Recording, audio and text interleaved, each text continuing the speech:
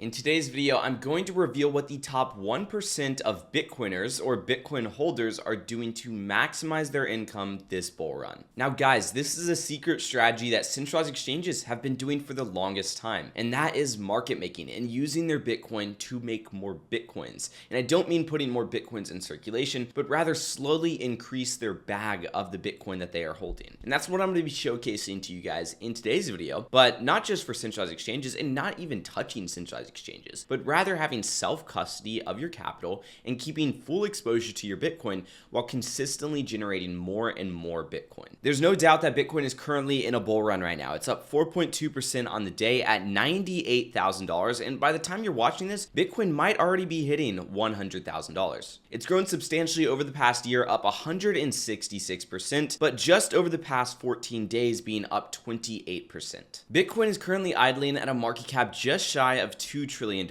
And for reference, that is higher than Facebook Meta at $1.4 trillion. That is higher than Tesla at $1.07 trillion. That is much higher than JP Morgan Chase, the largest bank in America, at $690 billion.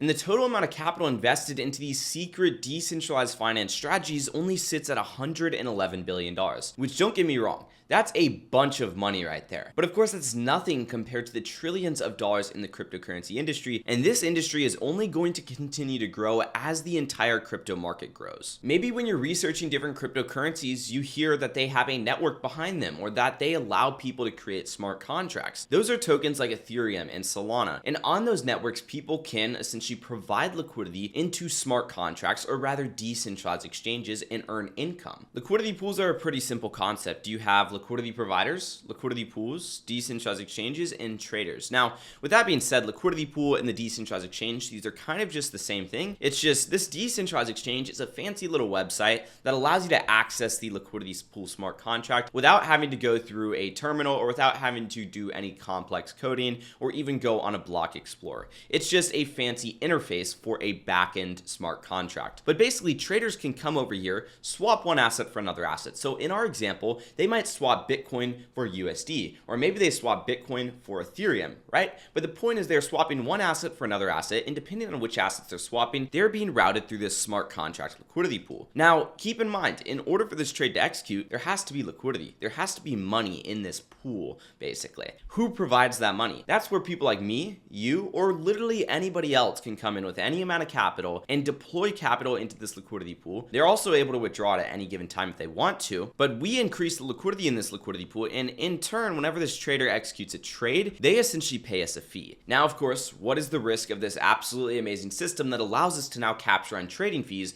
when people are executing trades? The risk is, well, when people are buying Bitcoin in a Bitcoin / Ethereum liquidity pool, right? Because they're trading maybe Bitcoin for Ethereum or Ethereum for Bitcoin. When they're buying Bitcoin, they are buying our Bitcoin and they are giving us the other asset, which in this case would be Ethereum. Whereas when they're buying Bitcoin with USDC, they are giving us USDC and they are buying our Bitcoin. Now, unfortunately, the Bitcoin network is not a smart contract network. Therefore, we have to use Bitcoin derivatives like Wrap Bitcoin or CBBTC. Wrap Bitcoin currently has a market cap of $14.3 billion, and CBBTC currently has a market cap of $1.6 billion. Now, CBBTC is essentially a derivative of Bitcoin that's fully collateralized by Bitcoin that is actually facilitated by Coinbase, and Wrapped Bitcoin is the same thing. It's more decentralized because it's facilitated by other platforms and multiple platforms, basically. My point being, there are lots of liquidity pools for Bitcoin out there, and of course we want to make sure that we are maximizing our Bitcoin exposure and that we are not really getting sold into another asset, because we want to have exposure to Bitcoin as it hits these all-time highs around $100,000, maybe even $150,000. But if you also believe in Ethereum, you can dive into something like Wrapped Bitcoin to Ethereum. So worst case scenario, you are accumulating more Ethereum or more Bitcoin, and if you're happy holding either of them,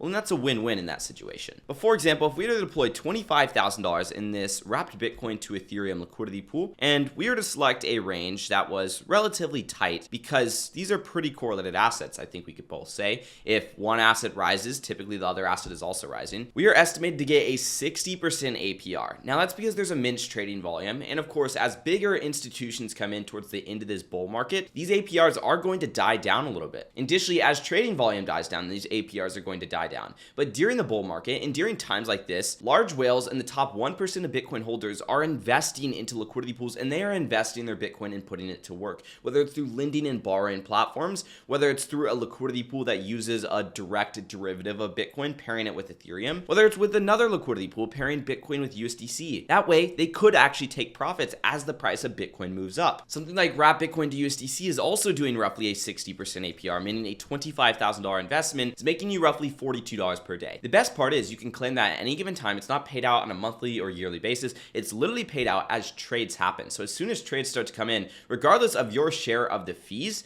you're going to get fees that start accumulating in your dashboard that you can claim. Now in this example, I'm using Uniswap, and the software that I am using is Metrics Finance. Metrics Finance is an analytical tool that allows us to identify all these different opportunities, whereas the actual exchanges that we deploy on, those might be different. Like this one, for example, is using the Uniswap exchange on the Ethereum network. This wrapped Bitcoin Ethereum liquidity pool over here is also using the Uniswap exchange. Now, obviously, I gave you a good amount of information today, right? The top 1% are taking their Bitcoin and they are doing something with it. They are earning more Bitcoins with their Bitcoin. They are increasing their dollar amount as Bitcoin rises, but during the times while Bitcoin is standing still or maybe even rising or falling, they are accumulating more Bitcoin. So if they started with 1 Bitcoin, their goal is to accumulate maybe 1.1 Bitcoin or 1.2 Bitcoin or maybe even 2 Bitcoin over a longer period of time. Their goal is to increase the Bitcoins that they have and become a bigger Bitcoin holder while simultaneously witnessing the growth from Bitcoin. And you can do that through simple lending over on platforms like Aave. Now, granted, platforms like Aave where you just strictly lend out your Bitcoin and other people can borrow it, they are not going to pay the best return on Bitcoin. It's roughly 0.03%, and right now they're giving you an extra 0.43% APR as a benefit for just parking wrap Bitcoin over on Aave. Compared to diving into something like wrap Bitcoin to USDC, which will take profit as the price of Bitcoin goes up, you are getting a 62% APR. Whereas if you don't want to take profit as the prices go up, you can dive into something like wrap Bitcoin, wrapped ETH, still get around a 60% APR, and of course continue to increase your exposure to either Bitcoin or ETH. These are strategies that I actually implement in my portfolio, and if you guys are looking to learn more about how you can dive into this industry, we have a great resource that allows you to start for less than $2 per day. It's called DeFi Excel, and our goal is to help as many investors as possible actually invest their cryptocurrency assets and start building out DeFi portfolios so they can earn passive income for whatever reason it may be. So again, it's $35 per month, which is less than $2 per day, and the value that we are giving here is absolutely substantial and can instantly start making you more than $2 per day. Obviously, that depends on the type of capital that you are investing, as well as what steps and what liquidity pools that you invest into. But if you want to learn all about it, DeFi Excel is the place to go.